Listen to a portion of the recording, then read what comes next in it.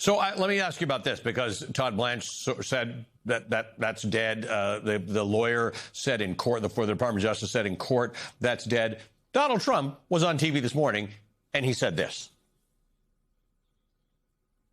So, me personally, I think the weaponization fund is a great idea, and so do many other Republicans. You have to get it approved. If they get it approved, that's great. If they don't get it approved, I'd be disappointed. You know, and when he says I'd be disappointed, it's kind of like it's like a mafia boss, right?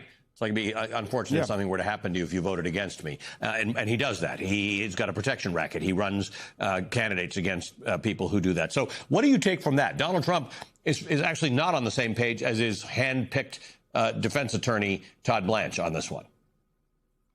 Well, the mixture of constant lying and total incompetence means we can't rely on anything anybody in the administration says. And Todd Blanche is following Donald Trump and will do whatever he tells him to do. So when when Blanche tries to assure members of Congress that this is dead, it's utterly meaningless, because if Donald Trump tells them it's alive, we're going to find another way to do it, then he will. And in fact, on Friday, his Department of Justice argued against the order in Judge Brinkman's court, saying, well, this is both not ripe and it's moot, which are, of course, completely contradictory points.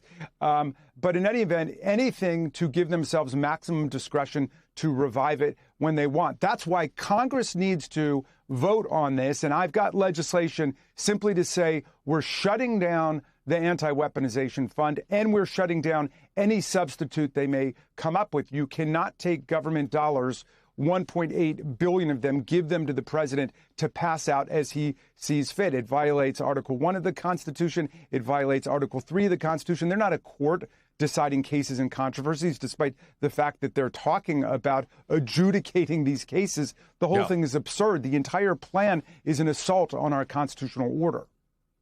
Congressman, great to have you on the show. Thank you for joining us this morning. The Democratic Congressman J.B. Raskin of Maryland.